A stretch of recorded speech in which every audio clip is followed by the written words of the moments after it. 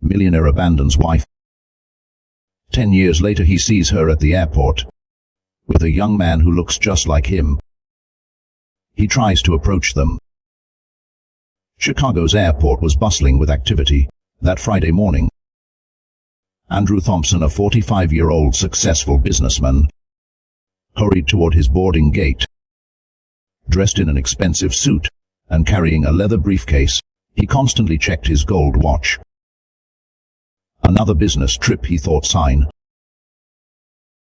Despite his success, Andrew felt an emptiness that all the money in the world could not fill. Suddenly something caught his eye. A woman with brown hair walked by him, holding the hand of a boy about 10 years old. Andrew stopped, his mouth agape. The woman's face was all too familiar. "Sarah," he murmured, incredulous. But it was not just the sight of Sarah that shocked him. The boy beside her was like looking into a mirror of the past. The same green eyes, the same unruly blonde hair. Even the way he walked was identical to Andrew's as a child. A flashback hit Andrew like a punch in the stomach. He saw himself 10 years earlier, sneaking out of the apartment he shared with Sarah, leaving only a cold letter on the kitchen table. Sarah's face sleeping peacefully, unaware that her life was about to crumble. Andrew felt his legs wobble. Could it be, he thought? And panic. Was Sarah pregnant? Guilt consumed him. Had he abandoned not only his wife, but also a son? A son he did not even know existed. Andrew began walking towards Sarah and the boy, his heart racing. He needed to talk to them, to explain, to understand what was happening. But the crowd at the airport closed in between them. Andrew found himself pushing people, desperately trying to reach Sarah and the boy. "Sarah," he yelled. But his voice was lost in the noise of the airport. When he finally made it through the crowd, Sarah and the boy had disappeared. Andrew looked around frantically, but there was no sign of them. Sir, are you all right?" a flight attendant asked, noticing his agitated state. Andrew barely heard her. His phone ringing was Vanessa, his current wife. He ignored the call, still looking around, hoping to see Sarah and the boy. "So your flight is departing?" the flight attendant insisted. Andrew looked at her, then at the boarding gate, and back to the airport lobby. In that moment, he made a decision that would change his life forever. "I'm not boarding," he said. "I'm not boarding," he said. Still distracted, the flight attendant looked surprised, but Andrew was already walking away, determined he could not just leave now. He needed to find out the truth. Exiting the airport, Andrew hailed a cab downtown. He told the driver, his mind racing. As the cab merged into Chicago traffic, Andrew pulled out his phone. Ignoring missed calls from Vanessa, he dialed the number of an old, friendly private detective. "Frank. It's Andrew. I need your help to find someone," he said as soon as his friend answered. As he gave Frank the details he remembered about Sarah, Andrew could not stop thinking about the boy. His son. Did he have a son? Guilt, curiosity, and a fear he could not name mingled in his chest. Andrew knew his life was about to change dramatically. And for the first time in a long time, money and success seemed utterly unimportant. What mattered now was finding Sarah and that boy. And somehow, trying to right the terrible wrong he had committed 10 years ago. As the taxi cruised through the streets of Chicago, Andrew found himself lost in memories of the past.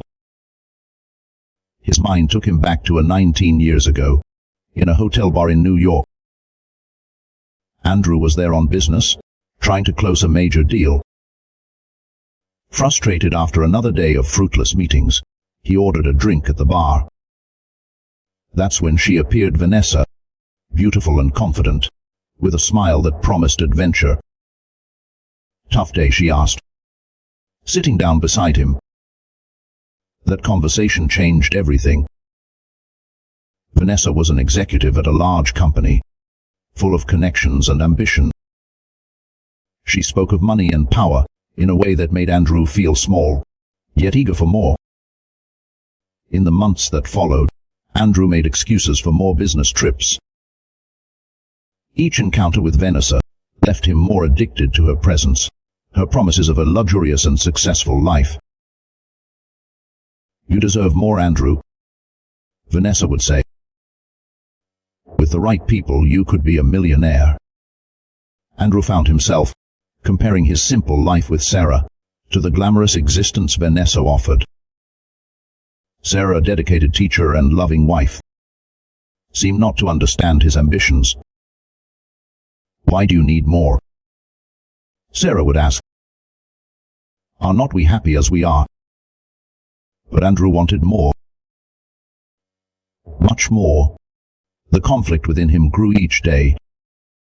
He loved Sarah, but the desire for wealth and status consumed him.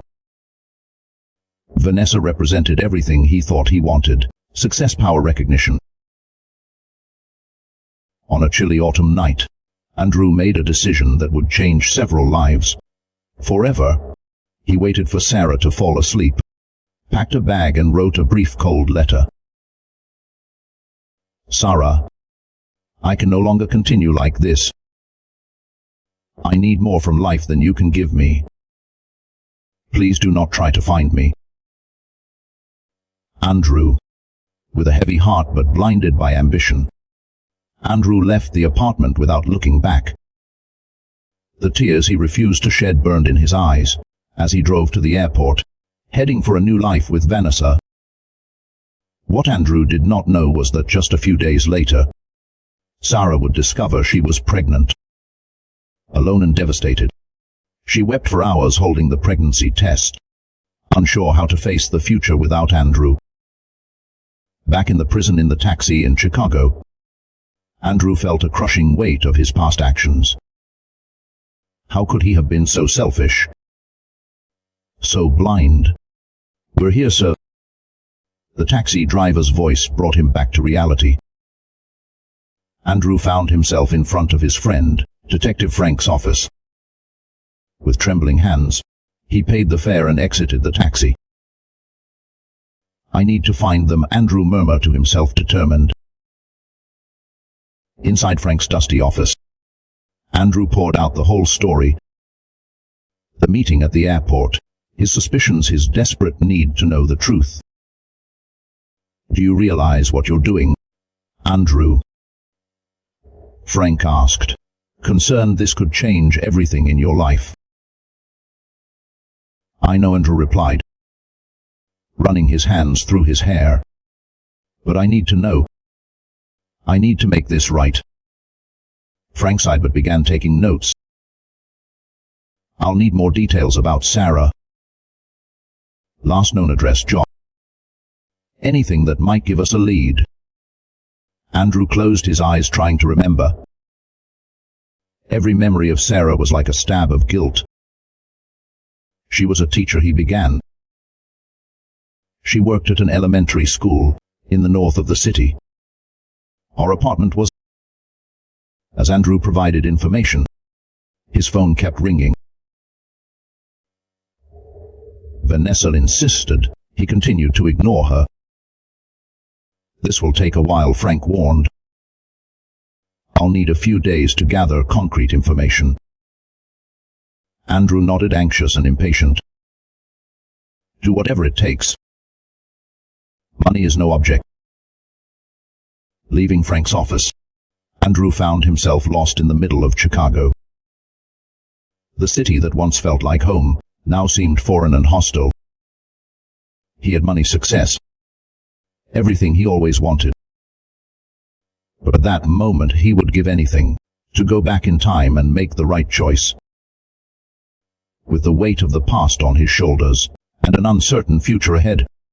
Andrew began his journey to correct the biggest mistake of his life.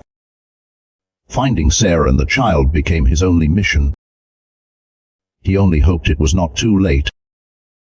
In the days that followed, Andrew stayed at a hotel in Chicago, anxiously awaiting news from Frank. He barely slept, tormented by thoughts of Sarah and the boy who might be his son. Meanwhile, across the city, Sarah woke up early as usual. The modest house she called home was quiet, except for the soft sound of cartoons coming from the living room. Ethan, breakfast, Sarah called, placing pancakes on the table. A 10-year-old boy with towels, blonde hair ran into the kitchen. Yay, pancakes. Sarah smiled, messing up her son's hair even more. For a moment, her smile faltered as she noticed once again how much Ethan resembled Andrew. As Ethan ate, Sarah got lost in memories. The first years after Andrew left were a nightmare. Pregnant and alone, she struggled to keep her teaching job as her belly grew. A flashback came to her mind. Sarah, 8 months pregnant, sitting on the bathroom floor crying. Unpaid bills scattered around her. The fear of the future consuming her. Back in the present, Sarah shook her head, pushing away the painful memories. We made it, did not we, honey? She whispered to Ethan, who was too busy with his pancakes to notice. The doorbell rang. It was Mark, Sarah's boyfriend for 2 years. A kind man with an easy smile and gentle eyes. "Good morning, my loves," said Mark, entering and giving Sarah a kiss and Ethan a hug. Sarah felt a wave of gratitude. Mark had been a blessing in their lives, accepting Ethan as if he were his own son.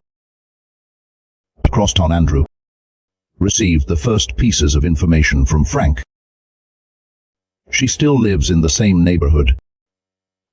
Andrew, Frank sit over the phone in a small house on Maple Street. Andrew's heart raced. So close after so long. And the boy, he asked anxiously. Yes, she has a son. Ethan, 10 years old. Attends the local school. From what I could find out, Sarah has been raising him alone since birth. The words hit Andrew like a punch. It was true. He had a son. A son he had never met, who grew up fatherless. There's one more thing, continued Frank. Sarah has been dating for 2 years. A guy named Mark. From what I know, he's very present in their lives. Andrew felt a twinge of jealousy that surprised him. What right did he have to feel jealous? Meanwhile, in a mansion in the affluent suburbs of Chicago, Vanessa paced back and forth. Furious, Andrew had not answered her calls for days. First, he missed the important flight. Now he was completely absent. Something's wrong, she murmured to herself, her mind scheming possibilities. Back at Sarah's house, the morning routine continued. Mark helped Ethan with his backpack, while Sarah prepared the boys' lunch. Do not forget, we have their dinner with my parents tonight, Mark reminded gently. Sarah nodded, smiling.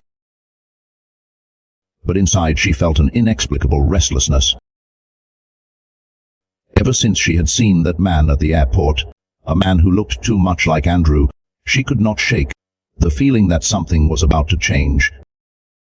Andrew, now driving slowly down Maple Street, felt the same. His heart nearly stopped when he spotted the modest house Frank had described. A swing in the front yard, a bike leaned against the porch. He parked across the street, watching. What would he say? How would he explain his actions? How would he ask for forgiveness for 10 years of absence? At that moment, the front door opened. Sarah came out beautiful as ever, followed by Ethan and a man Andrew assumed to be Mark.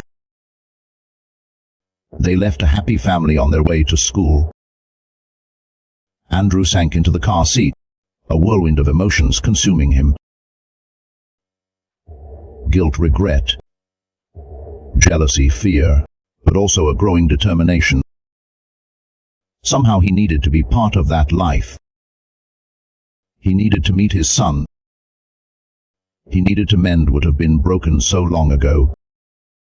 But how could he do that without destroying the happiness that Sarah and Ethan seemed to have found? And the days that followed, Andrew could not stay away from Maple Street. He parked his car the few houses down, watching the routine of Sarah's family. Every glimpse of Ethan made his heart clench. One sunny afternoon, Andrew mustered the courage to get out of his car. He walked on the opposite sidewalk, pretending casualness, when Sarah stepped out to water her plants. Their eyes met. The watering can dropped from Sarah's hands, water spreading across the ground. "Andrew," she whispered. And credulous, before he could reply, Sarah crossed the street, her eyes sparkling with anger. "What are you doing here?" she demanded, her voice trembling. Andrew stuttered. "Sarah, I saw you at the airport with Ethan. I needed." "Do not you dare say his name," Sarah interrupted. "You do not have that right." Curious neighbors begin to peer through their windows, drawn by the commotion. "Sarah, please," Andrew begged. "I know I messed up. But Ethan, he's my son. He's not." Sarah closed her eyes, taking a deep breath. When she opened them, they were filled with unshed tears. "Yes," she finally said. "Ethan is your biological son. The son you abandoned before you even knew he existed." Andrew felt the word slap him. "I did not know," he murmured. "If I had known what," Sarah retorted, "you would have stayed." "Do not lie to yourself, Andrew. You made your choice 10 years ago." Andrew stepped forward. "Let me meet him. Please. I know I do not deserve it. But no." Sarah nearly shouted. "You're right, you do not deserve. Ethan has a good life, a family that loves him. I will not let you mess that up." At that moment a car pulled up. Mark stepped out, looking confused, from the agitated Sarah to the well-dressed stranger. "Is everything okay, love?" Mark asked, placing a protective arm around Sarah. Andrew felt a wave of irrational jealousy. That man was living the life that should have been his. "It is," Sarah responded, not taking her eyes off Andrew. "He's just leaving." Mark looked from one to the other, sensing the tension. "Do you two know each other?" Before Sarah could answer, a school bus stopped at the corner. Ethan got off, walking toward them. Panic overtook Sarah. "Andrew, leave now." Without thinking, Andrew hid behind a tree. His heart pounded as he watched Ethan approach. The boy was his spitting image as a child. "Mom, is everything okay?" Ethan asked, noticing Sarah's agitated state. Sarah forced a smile. "Everything's great, dear. Let's go inside, shall we? Mark will help with your homework." Ethan entered, followed by Mark, who cast one last, confused look towards where Andrew was hiding. Sarah stayed back. "Go away, Anne," she said quietly. "Do not come back. Please." Andrew stepped out from behind the tree, Devastated Sarah. No, she interrupted. You have no idea what I've been through. What Ethan's been through. I will not let you ruin everything now. With that, Sarah went inside, closing the door firmly. Andrew stood on the sidewalk, feeling more lost than ever. He had seen his son so close, yet so far inside the house. Sarah leaned against the closed door, trembling. Mark appeared in the hallway. Concerned Sarah. Who was that man? She looked at Mark, the man who had been her safe harbor in recent years. She owed him the truth. That was Andrew? Ethan's father, she started, her voice faltering. Mark failed. What but how? Sarah took a deep breath. It's a long story. One I hope that never have to tell again. Meanwhile, Andrew returned to his car, devastated but determined. He had made the worst mistake of his life 10 years ago. Now he needed to find a way to make things right, no matter how impossible it seemed. Andrew spent the night sleepless in the hotel, tormented by painful memories. For the first time, he confronted his past behavior with brutal clarity. Flashbacks filled his mind. Andrew and Sarah 5 years before the abandonment. Sarah, excited, shares about a promotion opportunity at the school. That's great, dear, Andrew says distractedly, not looking up from his newspaper. But do not get too excited. After all, it's just an elementary school. Sarah's smile visibly wilts. Another flashback. Sarah suggests they save money, so she can pursue a master's degree. Andrew laughs. For what? It's not like you're going to earn much more, teaching kids to color. Back in the present, Andrew feels shame gnawing at his stomach. How could he have been so blind? So insensitive. Meanwhile, at the Maple Street house, Sarah and Mark spoke softly in the kitchen, after Ethan went to bed. Do you think we should tell him? Mark asked gently. Suri says, running her hands over her tired face. I do not know. He has the right to know, but what if it hurts him? What if Andrew disappears again? Mark hugs Sarah, offering silent comfort. The next morning, Ethan comes down for breakfast, finding Mark alone in the kitchen. Where's Mom? He asks, yawning. She had to leave early, Mark replies, placing pancakes on Ethan's plate. Ethan fiddles with his fork. Looking thoughtful, Mark, can I ask you something? Of course, champ. It's about my real dad. Mark freezes his coffee cup halfway to his mouth. What do you want to know? Why did he leave? Did he not like me? Mark's heart breaks seeing Ethan's vulnerable expression. Hey, it's nothing like that. It's complicated, but it has nothing to do with you, okay? Ethan nods, not entirely convinced. Outside, Andrew watches the scene through the window, his heart tight. He sees the affectionate interaction between Mark and Ethan, feeling like an outsider. Determined, Andrew waits for Ethan to leave for school. As the boy passes by, he approaches casually. Hey kid, is this ball yours? Andrew asks, holding a soccer ball. Ethan looks wary. Do you play sometimes with Mark? Oh, I thought it might have dropped from your yard. Do you play sometimes with Mark? Ethan replies, relaxing a bit. Andrew feels a sting of jealousy. Cool. You know, I used to play a lot when I was your age. They chat for a few minutes.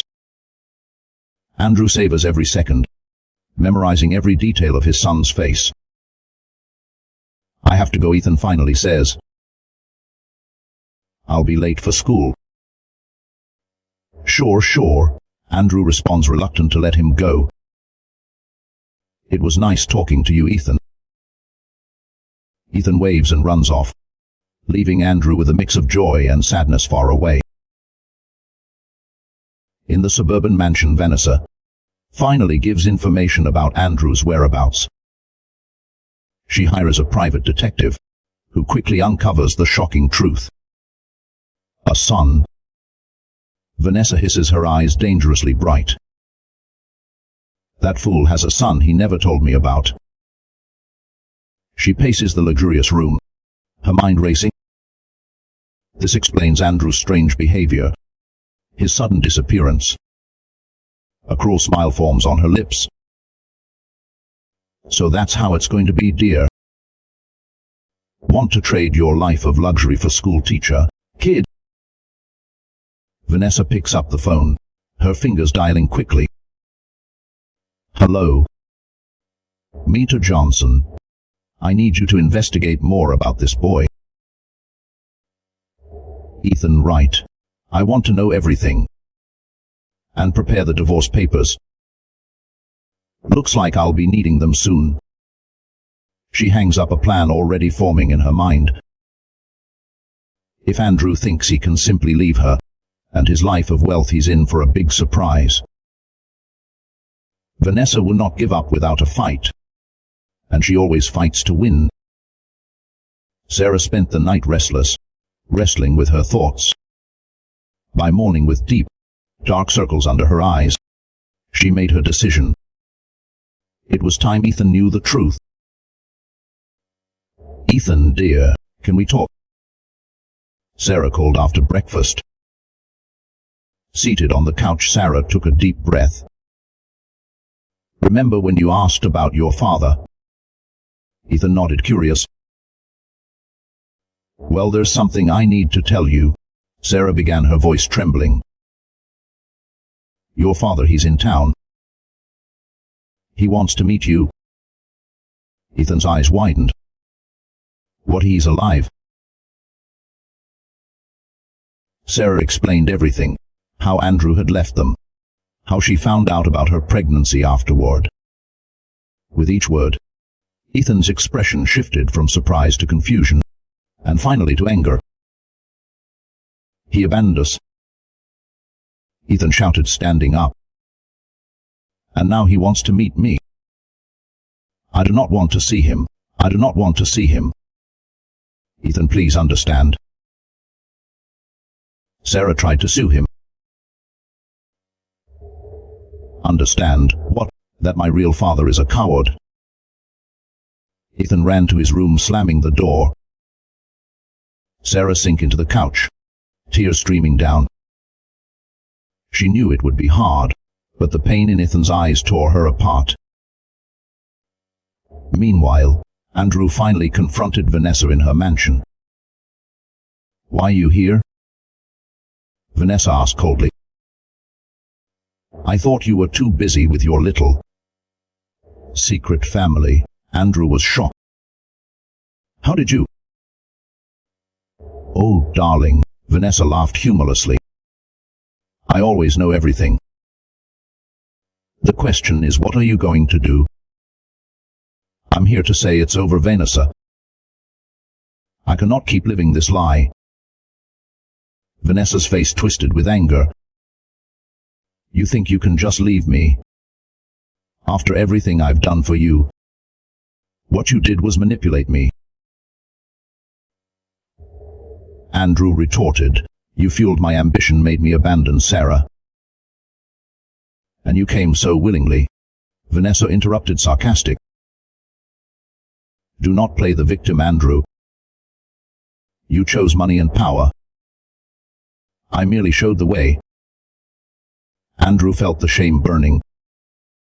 She was right, he had made his own choices. Well, I'm choosing differently now, he said, turning to leave. If you walk out that door, Vanessa threatened, "I'll expose all your dirty dealings. Every end of the table deal. Every bribe. You lose everything." Andrew stopped frozen. He knew she meant it. Back at Sarah's house, Mark came home from work to find her, still shaking on the couch. "What happened?" he asked. Concerned, Sarah explained the conversation with Ethan. Mark hugged her, but she felt his tension. "Do you think I did the right thing?" Sarah asked, uncertain. Mark hesitated. "I think so, but what now? Is Andrew going to be part of our lives?" Sarah heard the fear in Mark's voice. "He is Ethan's father, Mark. But you are the one who's always been here." Mark nodded, but the air between them was charged with uncertainties. That night Andrew wandered the streets, his mind whirlwind. Vanessa's threats echoed in his ears, mixing with memories of his past behavior. Flashbacks urged Andrew, dismissing Sarah's dreams of pursuing a master's degree. Andrew neglecting Sarah's emotional needs, focused only on earning war. The realization struck him like a punch. His sexism and greed had not only destroyed his marriage, but stolen precious years with his son. Standing outside Sarah's house, Andrew saw Ethan's bedroom light turn off. His son so close yet so far. "I'm sorry," Andrew murmured to the night. Sorry for everything. He knew he had a long road ahead. Facing Vanessa, correcting past mistakes, earning back the trust of Ethan and Sarah. But for the first time in years, Andrew was determined to do the right thing, no matter the cost. With one last look at the house, Andrew turned and walked down the dark street, ready to face the consequences of his actions, and fight for a chance to be part of his son's life. Andrew wandered aimlessly through the streets of Chicago, his mind a whirlwind of conflicting emotions. Guilt consumed him, but the desire to connect with Ethan drove him forward. He felt like a boat in the middle of a storm, rudderless and directionless. One afternoon Andrew saw Ethan leaving school. Without thinking, he approached him. "Hey Ethan. Remember me, the soccer ball guy?" Andrew smiled nervously. Ethan looked at him suspiciously. "Yeah, what do you want?" "I just wanted to see how you were doing."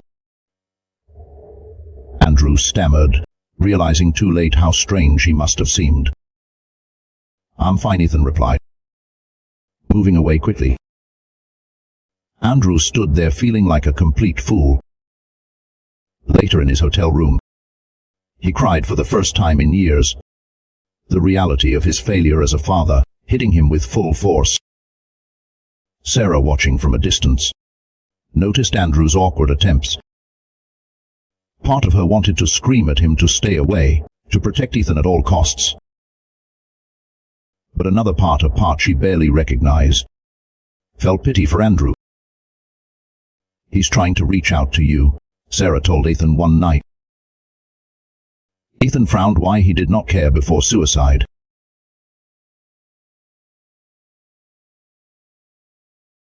"People make mistakes, dear.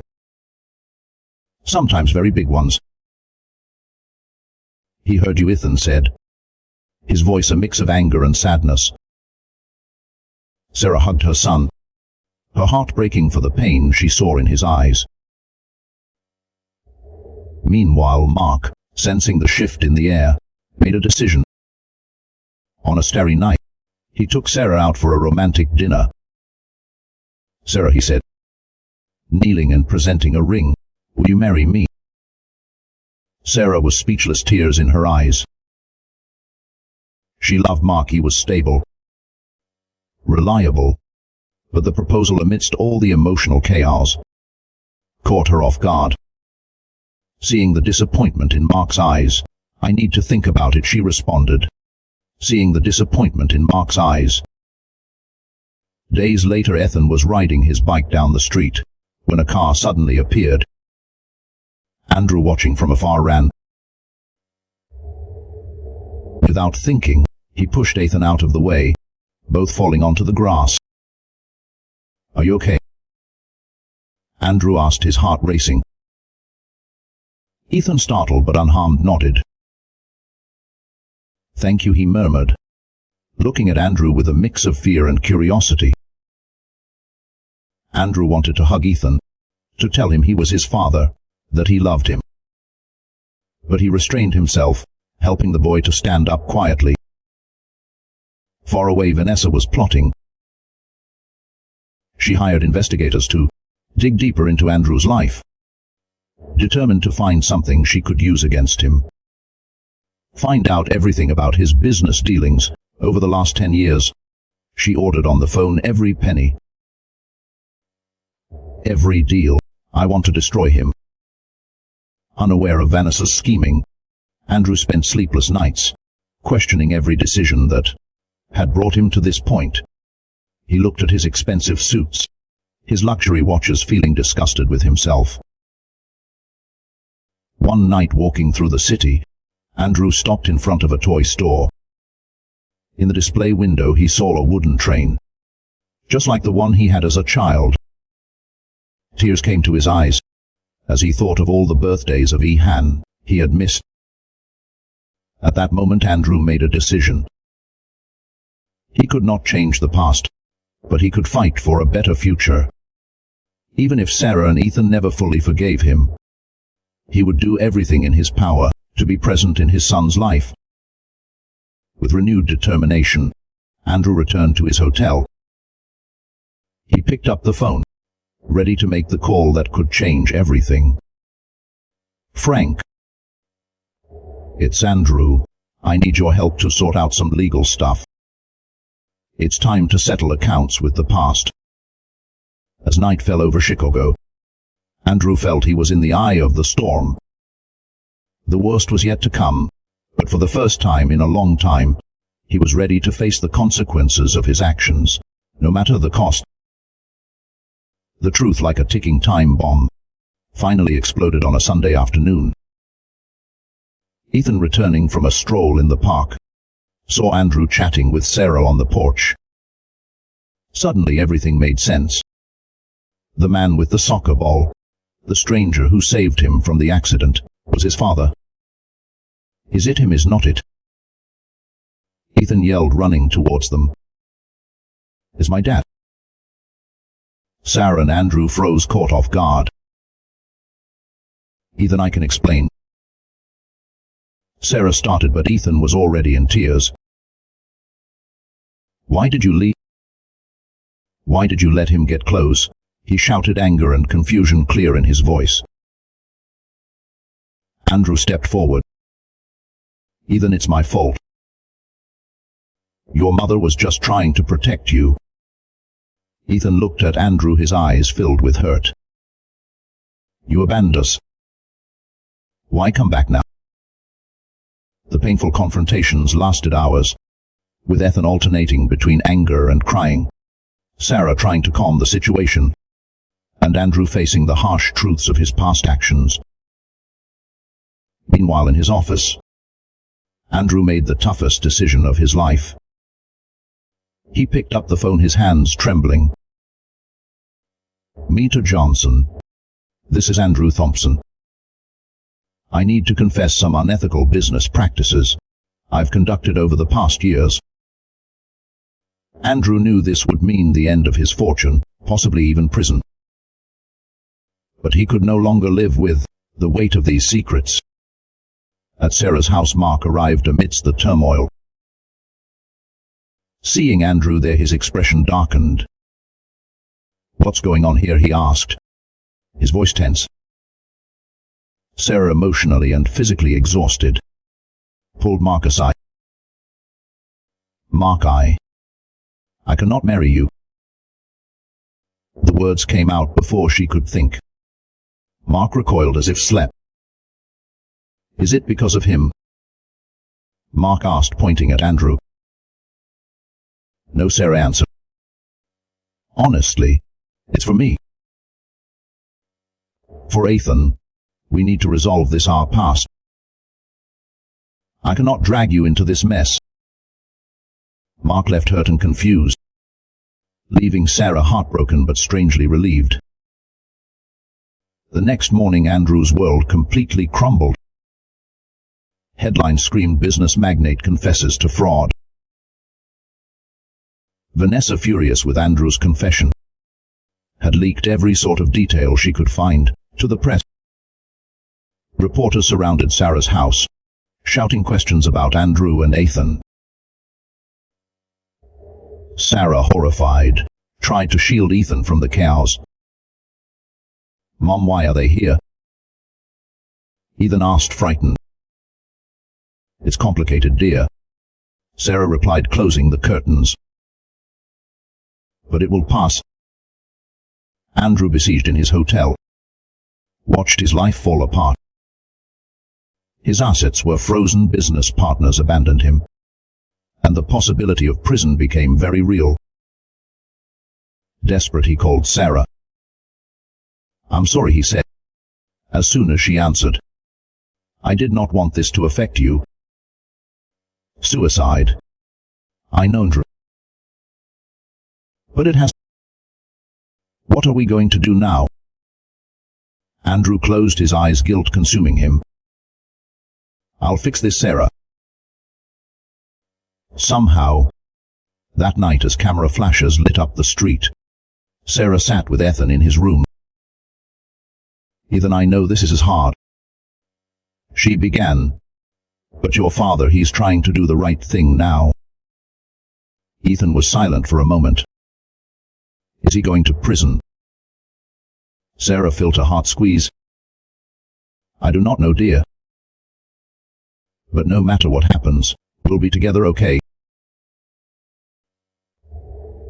Meanwhile, Andrew faced the very real possibility of losing everything. But for the first time in years, he felt at peace. The truth had a high price, but it was a price he was willing to pay for a chance to be part of his son's life. Sitting alone in his hotel room, Andrew picked up the phone one more time. It was time to face the consequences of his actions, no matter how painful. "Hello? Yes, this is Andrew Thompson. I'm ready to surrender to the authorities." The sun had barely risen when Sarah entered Ethan's room to wake him. Her heart stopped as she saw the empty bed and the open window. A crumpled note on the nightstand read, "I need to think. Do not look for me." In a panic, Sarah called Andrew. "Ethan is run away," she shouted. As soon as he answered, Andrew felt the world spin. "I'm on my way now," he said, already rushing to the door. When Andrew arrived, he found Sarah crying on the porch. For a moment they forgot all their past, united by their concern for their son. "We will find him," Andrew promised, holding Sarah's hands.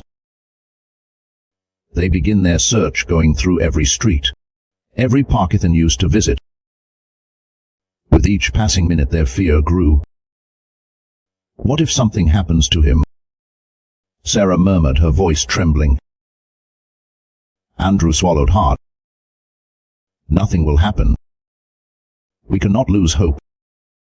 As they searched, memories of the past flooded their minds.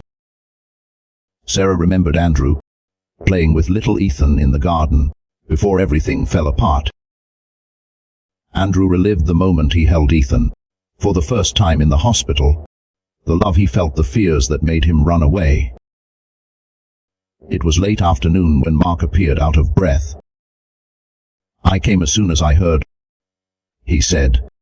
"How can I help?" Sarah looked at him, surprised and grateful. Despite everything, Mark still cared. "Thank you," she whispered, gently touching his arm. The three split up, covering more ground.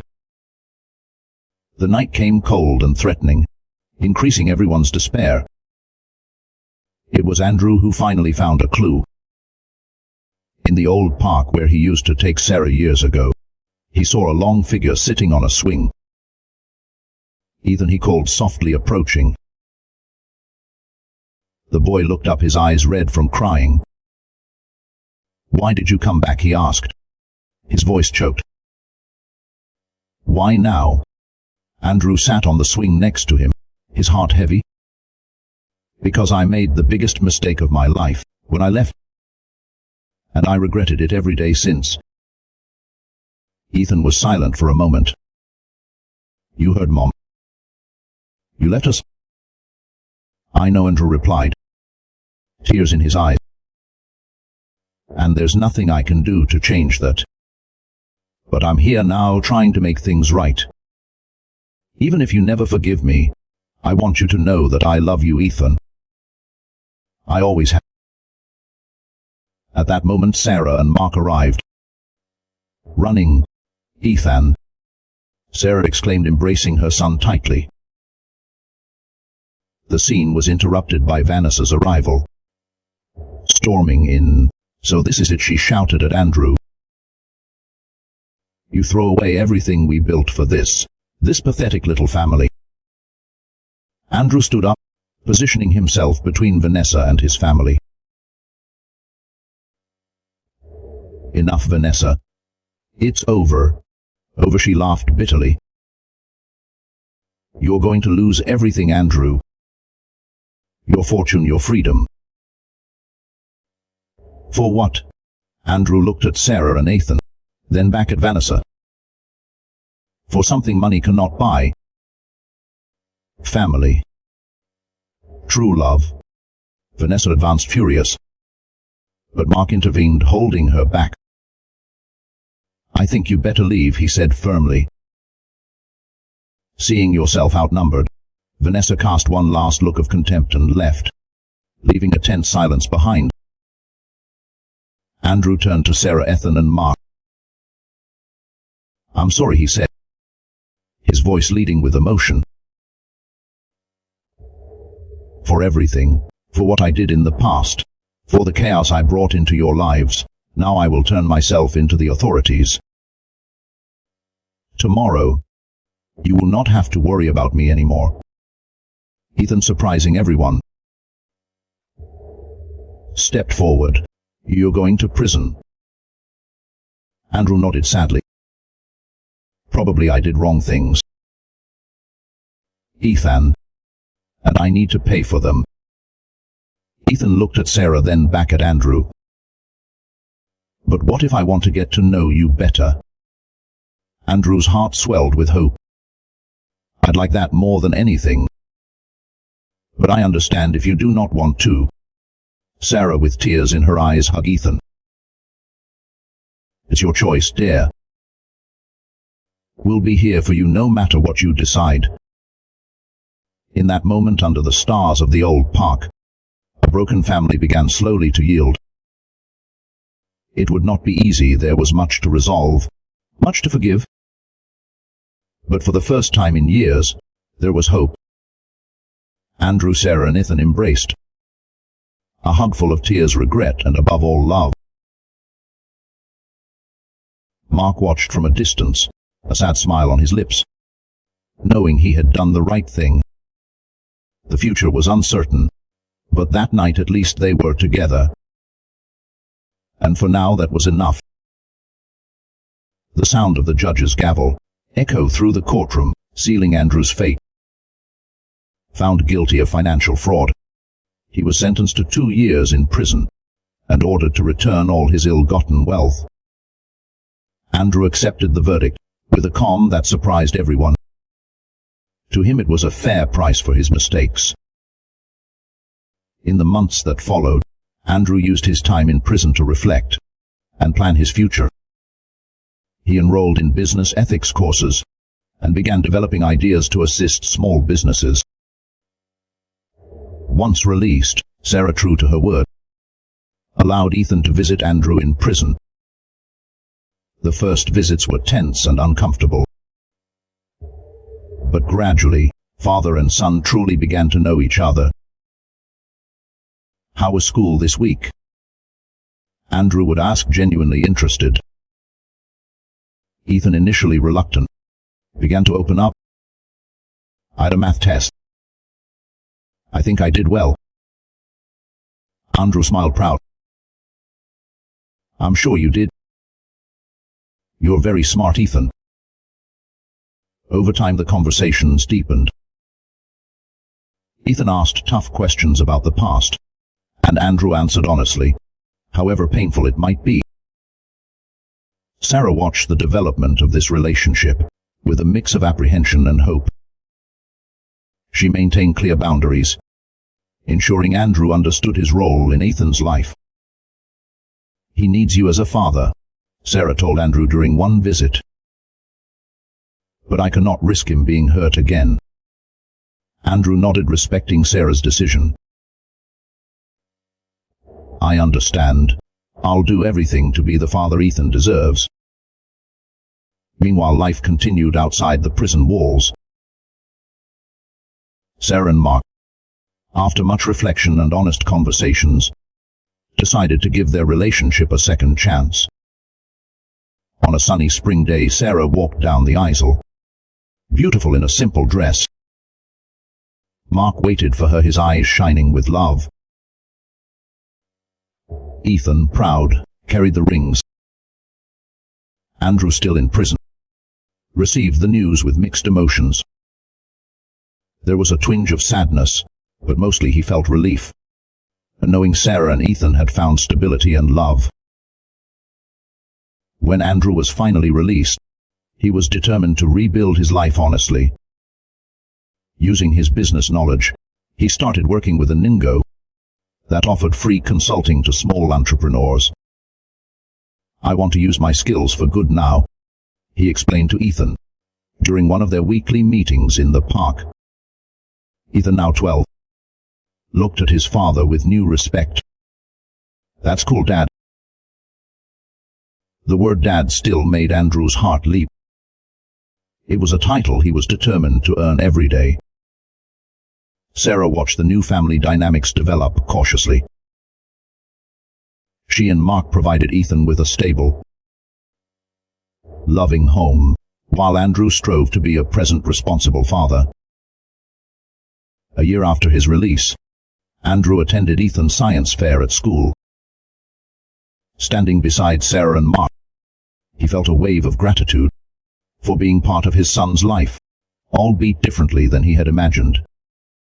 "I'm proud of you, son," Andrew told Ethan after his presentation. Ethan smiled, hugging Andrew, then Sarah and Mark. It was a scene few would have imagined possible months ago, an unconventional family, yet united by their love for Ethan. Later that night, Andrew reflected on his journey. He thought about his past chauvinistic behavior, how he undervalued Sarah and her ambitions. Now he clearly saw how wrong he was. "Thank you for giving me this chance," Andrew said to Sarah when she came to pick up Ethan. Sarah nodded, her gaze softening. "You're making an effort, Andrew." Ethan sees it. We all. As he watched Sarah and Ethan leave, Andrew felt a peace he had never experienced during his years of wealth and power.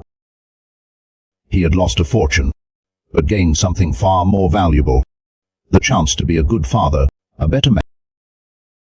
The road ahead was still long. There was much to learn, much to correct.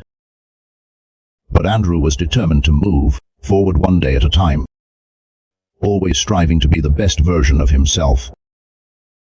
That night, under the stars of Chicago, Andrew made a silent promise to himself, to Ethan, to Sarah, and to everyone he had hurt. He would live the rest of his days with integrity, compassion, and love. It was the least he could do, to honor the second chance life had given him. And so, with hope in his heart and determination in his eyes, Andrew walked toward his modest apartment, ready to face whatever tomorrow brought.